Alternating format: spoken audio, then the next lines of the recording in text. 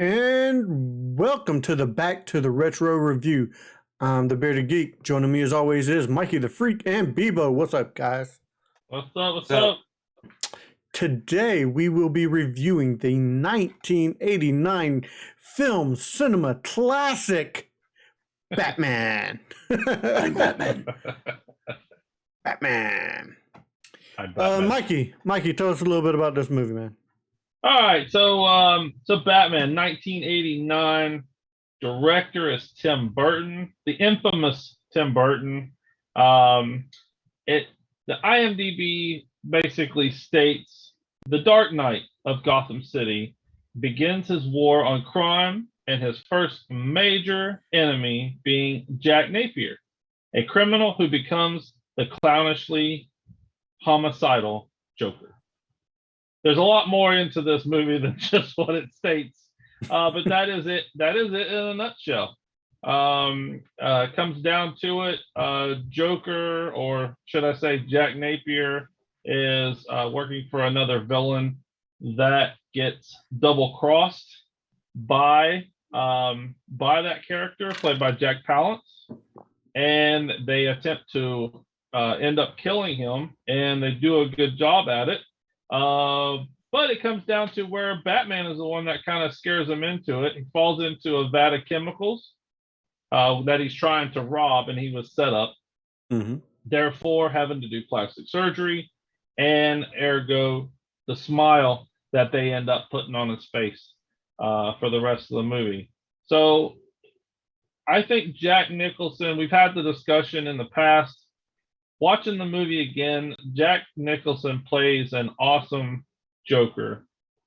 And it's very hard to compare Jack Nicholson's Joker to Heath Ledger or Joaquin Phoenix, even Jared Leto. So they take the Joker character and they transition themselves into a completely different character. So it's very hard to compare that. But I think Jack Nicholson did an amazing job. There's a lot of cool different things in this movie that I thought was kind of interesting. His right-hand man, Bob the Goon, which is a pretty funny name, walks around with a notepad and a pen pretty much the whole movie. So if anybody watches, it's kind of funny. What is he taking notes on how he's actually doing, how well he's doing? I don't get it. So that was pretty funny in the movie. But one of those classic movies is one of the first Batman movies that they made that kind of started that Batman franchise with Batman Returns and Forever, Batman and Robin, and so forth, and then the new series. So I think it was a great movie based on the Joker. The Joker was a great character in this one. Michael Keaton plays an amazing Batman. It goes through the entire part of the movie where, Batman is the villain to Gotham City, just like some of the other Batman start, where they're trying to get after him. They don't know if he's the villain or Jack Napier becomes Joker or the Joker's the villain. But there's a clear understanding through the movie that the Joker's trying to take over Gotham City. He uses the gas a lot in the parade, which I thought was a pretty cool twist. How he takes the balloons and puts the gas in them and tries to kill pretty much everybody in Gotham City and become the number one man and run the city. So my play on it was great type movie. I like the movie. Brian, what was kind of your rendition of this part of the Joker and Batman? What did you think? Give me your ideas on some of this movie. The Joker I liked a lot in this one. You knew he was, just with the little bit that they've talked about him in the movie, he was always kind of, for lack of a better word, homicidal.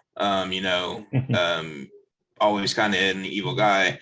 Yeah, I think just dealing with Batman when he goes to shoot Batman and it ricochets and actually shoots him in the mouth. Yeah.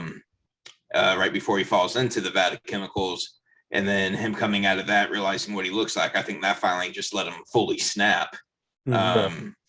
I think Jack Nicholson did a great job as the Joker.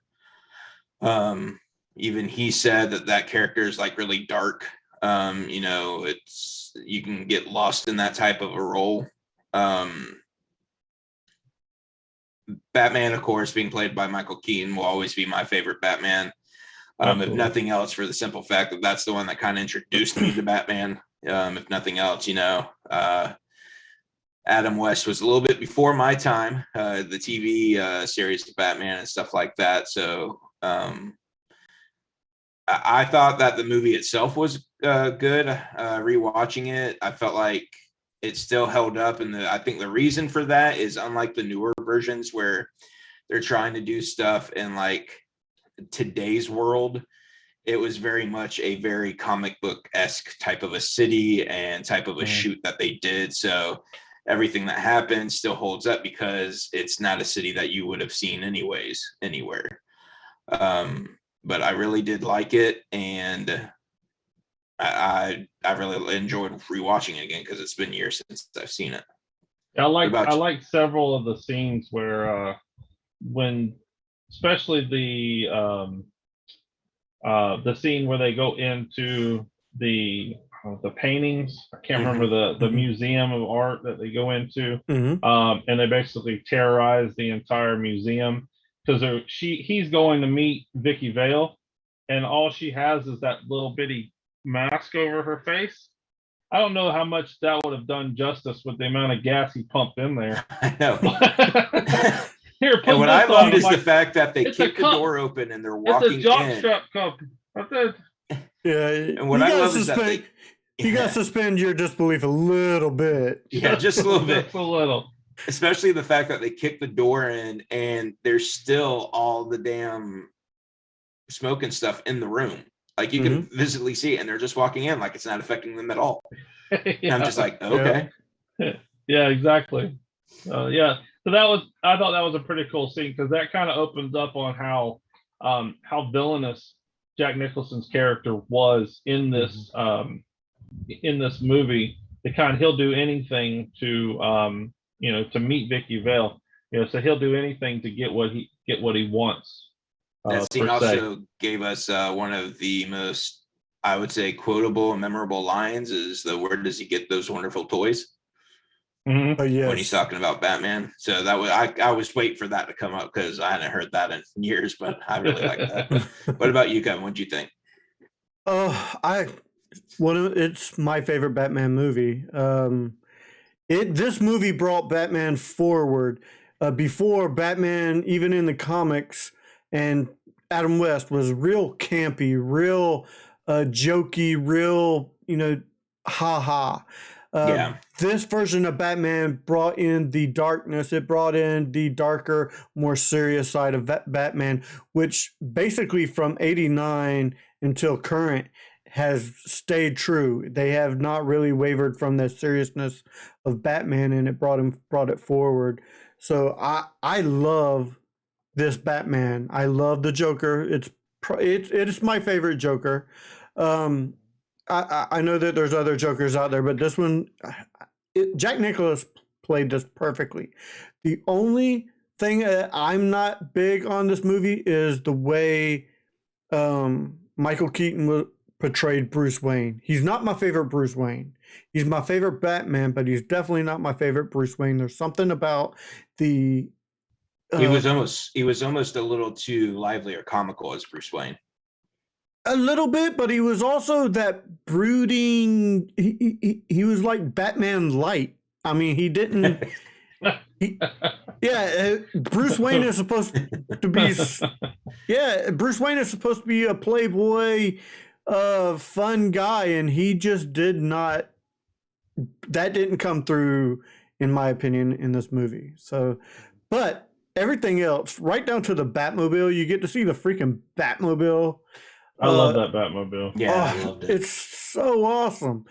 To me, when I think the Batmobile, that's the Batmobile I think of. I think of that classic 89 Batmobile. You get the grappling gun, you got everything in this movie. The Batwing, you got to see the Batwing in the first Batman movie. well, not the first Batman movie, but it was the first one since like '66. So it's the first Batman movie that was current to our generation. And you got to see the Batwing. So cool. When you are a man, I guess that would put me at what, around 12? No, 12ish, maybe, somewhere. When you're a young kid and you're watching this movie, I'm not going to His say math sucks right now, Yeah. boys and girls. We are recording on the weekend. I refuse to do math. When you're a young kid watching this movie for the first time in '89, where you don't have these grandiose CGI and special effects, this movie kicks ass, hands down. It was awesome. It was awesome. So, do we have any interesting facts about this movie? Yeah, let me go. I have a few that didn't make it, that I thought, to myself, I thought they were interesting, but they weren't on any website that I saw. Okay. The purple jackets that the henchmen wore actually had the comic book Joker on the chest area. So I thought that was kind of cool. If you zoom in to the purple jackets, it's the traditional purple and green like the Joker always is, but it has the comic book one on there. So I thought it was kind of cool. You assume that would be like Jack Nicholson's face put onto the jackets itself, but no, they use that one. So I thought that was kind of interesting. This is the second movie ever that Jack Nicholson used his real name. So he was Jack Napier in this movie for his character. The other one was The Shining. He was Jack Torrance. So That's two movies that, huh?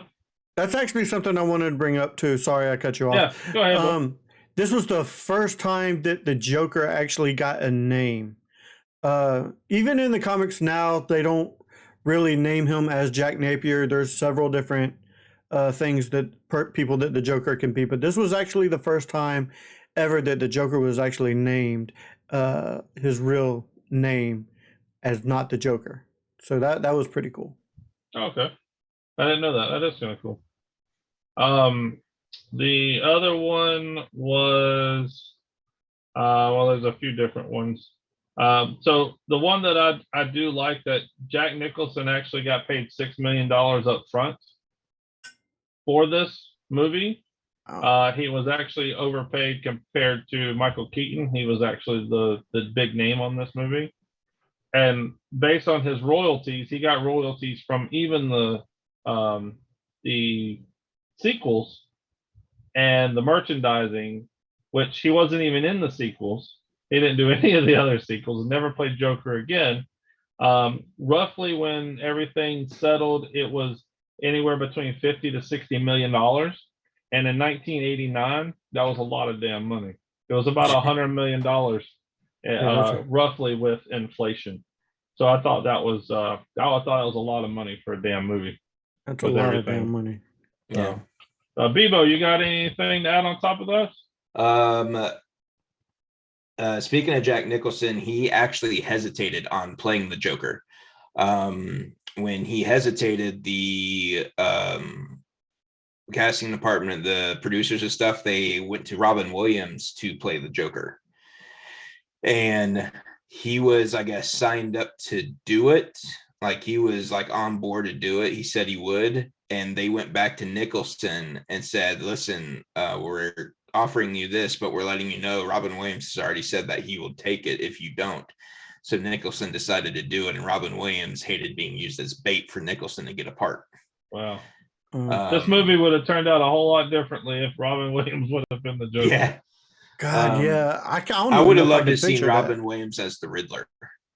Yes, that would have been funny. But Jim Carrey was a great cast for that.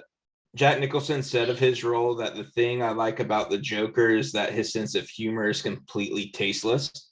He later said that the Joker was one of his favorite roles he ever played. No, that's good. cool. Michael Keaton came up with the famous "I'm Batman" line in the script. It was "I am the Knight." I'm Batman. So at the beginning, whenever he said, when he's got Who the guy are you? held over, yeah, what are you? Who I'm Batman. are you? Yeah. I'm Batman. And what's funny is when you look at this bat suit, it's Sorry a lot for our different. acting abilities, guys. I apologize. We're not actors. This bat suit, you can definitely tell it's different than any of the other bat suits in any of the other movies. Doesn't have nipples. Not this one. Yeah. No nipples. Everybody likes the nipples. Yeah, Joel Schumacher Batman, nipples and cock piece. Gotcha. Oh, Jesus. But when Michael Keaton wore the bat suit, he was unable to hear anything because they didn't leave any type of room. It was just pure, leather and latex stuff. So he said that his claustrophobia helped him get him in the proper mood to play Batman. It made me go inward, and that's how I wanted the character to be anyways, to be withdrawn, he said. Okay. It don't look like he can move his neck either, because every time he turned in the bat suit, he's like, yeah. And the last thing about this is, which I just thought was kind of interesting and cool, is that the movie was actually released the year of the Batman's 50th anniversary. Mm-hmm. So when they released Batman, it was actually his 50th anniversary in the comics. And speaking of the comic version, and with the way they portray Batman today in like the animated series and stuff like that, Batman's supposed not to kill or use guns. And in this movie, he did both. He had guns on both the Batmobile and the plane. Mm-hmm. And not only does he kill the Joker, but he kills a bunch of his henchmen whenever he blew up the factory with the Batmobile. Good point. Yeah. Well, I guess movie versions are a little different because I know this is a retro review, but the current Batfleck, the Batfleck he does nothing but use freaking guns, from what I can see. Yeah. I actually have two more interesting facts to add along with yours, Bebo. Batman's ears were too tall for the Batmobile. The ears on Batman's mask were too tall for the Batmobile's roof to close. Since the seats couldn't be lowered, costume designers had to make a new mask with shorter ears. So I thought that was... and see, that's funny because when I was watching it, because I watched it actually just earlier today, I'm sitting there watching it, and when he gets in the Batmobile with Vicky Vale and that hood goes to close, I'm like, there's no way that's closing. I was like, there's no way. I was like, he's going to be sitting there, and then all of a sudden, okay, this is great. Another thing is Jack Nicholson would fall asleep in the makeup chair. Supposedly, Jack Nicholson had in his contract that he wouldn't be on set for makeup any earlier than 9 a.m. Michael Keaton revealed to Grantland that while filming in London, Nicholson made the makeup artist's job particularly easy and immediately fell asleep in the chair. That's funny. That is funny. All right, so final reviews. Mikey, this was your movie that we picked, so let's go ahead and get your rating of the movie. Yeah, absolutely. I love the action in this movie. A lot of fighting. It kind of keeps you on the edge of your seat on what, anytime they start to do those little gang wars that they had. I love Michael Keaton as an actor, going from DC to now he does Marvel, or has done Marvel. Him as an actor has been fabulous through his career, whether it's action or drama. So in this movie per se, this was the second movie I saw Michael Keaton in. The first one was Beetlejuice, which came out a year earlier, also a Tim Burton movie. It was. Matter of fact, there was a lot of pushback on him being Batman because of that. Yeah, because it was way too of a comedic performance in Beetlejuice, and they wanted somebody with that serious role, and he proved that he can do it. So in that, going from a serious, a comedic movie into a serious role, it's tough in itself for any actor. So that, I applaud Michael Keaton for doing so. Jack Nicholson, again, comparing all the Jokers, which, like I said before, very tough to compare each actor because every actor's Joker was different. But in this movie, Jack Nicholson as a villain, I think he did very well. I really didn't like Kim Basinger as Vicky Vale, but to me, that was kind of a irrelevant role in this movie because you really focus on the Joker and how does Batman stop the Joker in this movie. So Vicky Vale and especially Robert Wool's character as Alexander Knox, I wanted to kill him. I didn't like the character at all. He should have died. He was supposed to die in the gas in the Jack Nick or the Joker's gas balloons. He was supposed to die. Knox was supposed to die in that one, but I get Tim Burton had some kind of change of heart per se. So I didn't like that character, but again, when you talk about the action, you talk about the type of movie it was in the 80s. There was I don't think there was probably hardly any CGI. A lot of them they used the small little models to do the flying for the Batwing and stuff. So I thought that was pretty cool. So I give this movie an 8 based on the role of Batman in that time frame and action and the actors per se and the all-starness of it as well. A+ actors. Vivo, what you think, bub? I'm along the line, going along the lines. I'd probably give it an 8.5. I really did like this movie. It introduced back in the 80s a whole new generation to Batman and comics and stuff. I mean, after this movie come out, you couldn't go anywhere without freaking seeing the Batman logo or emblem anywhere. People had it on their cars. True. Kids were getting it shaved into the back of their heads. I remember sitting in school drawing the logo. Yes. Yeah, drawing the logos. Just things like that. And like we've said throughout the whole video today, Michael Keaton and Jack Nicholson are really great in this video and in this movie to me. I really liked Nicholson's portrayal of the Joker. Batman to me is always going to be Michael Keaton. It was the one that introduced me to him. So regardless of who plays Michael Keaton, here for it will always be Batman. And the one thing I do like is the talks and stuff like that going on for him to play the older version of Bruce Wayne or Batman in newer movies and stuff like that. Right. So if they do like the Batman Beyond series, they want him to play like the old Bruce Wayne in it, which I think would be phenomenal. I'm down for that. Yeah, so just the movie to me still holds up for it being a comic book movie. I like the way it was shot, especially for it being back in '89. So I still liked it. I'd give it an 8.5. What about you, Kev? I would give this a 9, actually. This being, I'm gonna give highest rating ever. I'm gonna give it a 9. This movie kicked off superhero movies. I mean, without this movie, you wouldn't have your Batmans. You wouldn't have, I don't think you'd have your Avenger movies if it wasn't for this movie. This movie, spawned a whole new generation to comic book readers, comic book movies.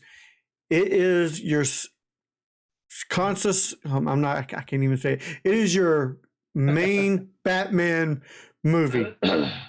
To me, you have to go watch this movie to watch all the other ones. Even your Dark Knight Rises, where it started a whole new generation after that, and your Batflex and stuff like that. You need to start with the Michael Keaton version and work your way up from there. This is your starting point. Start here, and Batman is it's Batman. He is Batman. It has the best bat suit in my opinion. Out of any movie. It has the best Joker. You're right. Vicky Vale was a little lackluster in this movie. Yeah. Yeah. But everything else, it felt like you were in Gotham. It Yes. felt like you were there. So I that's why I give this a 9, because you feel like you're in the city. You're going through this with them. So I'm giving this a 9. Awesome. Mikey, tell us All what right. we have. Tell us what we have, man. We got a little something special for y'all. Got a little something. So this is what we're going to do, folks, in the honor of Batman 1989 and the DC Universe. We are going to do a Batman giveaway. So all you have to do for an entry is like the video, subscribe to our web channel, and comment in the comments on this video whether you have the best Batman. Who is your best Batman? Out of, we can go Val Kilmer, Michael Keaton, George Clooney, Christian Bale, Ben Affleck, maybe Robert Pattinson next year. Maybe. Or you could go TV and go Adam. You can say Adam West. A little West. dusty in here. My bad. You can say Adam West as your favorite Batman too. It is the new sparkly Batman. It's a sparkly Batman, Bebo. He is going to have gemstones all over his body. Anyway, so a rhinestone Batman. Or you can go Adam West. All right. So your best Batman and why? Or you can do your best Joker and why, because some people don't like Batman. They like the villainous of it. So your best Joker, any of the Jokers, Jack Nicholson, Jared Leto, Joaquin Phoenix, Heath Ledger, or you can do Cesar Romero from the TV series. Or so building upon that, you could choose, Tim, oh my God, I'm blanking on his name. The animated series Batman. You could do the animated series Joker if you wanted to as well. Yeah, Mark Hamill and Kevin Conroy. Thank you. Yeah. I wanted to say Tim Conroy, and that's totally wrong. Carol Burnett as Vicky Vale. And Harvey Korman as Batman. Oh my God. So so best Batman and why, best Joker and why. So make sure you put a comment in there. Every comment that we have that we will look at, we will judge. The entry will be one per person, so not one per comment. So please make sure you can comment as much as you want, but it's going to be one per screen name or one per name on there. And we are going to put them in a hat, and we will announce our winner next week at our podcast. But it will be a DC related, Batman related item for this movie. Or more. It could be more than one item. Or more. Yeah. Yeah. And also don't forget to go on Facebook and like our page on there as well. Yes. And in the comments, not only with your favorite Joker or Batman, if you guys have suggestions on videos you'd like us to watch, we are all about taking your recommendations. Any movies from the 80s or 90s. Just make sure that you let us know what you would like us to review. We're more than happy to do it, but definitely make sure you like, subscribe, comment, and we're looking forward to this giveaway. And we got some good ones. Who Framed Roger Rabbit was a good one. Howard the Duck. So we did see your comments, and you might see those in upcoming podcasts. So stay tuned. Very true, very true. Well, I believe that does it for this episode of the Back to the Retro Review. So for Mikey the Freak and Bebo, I'm Kevin saying keep it retro, everybody. Peace.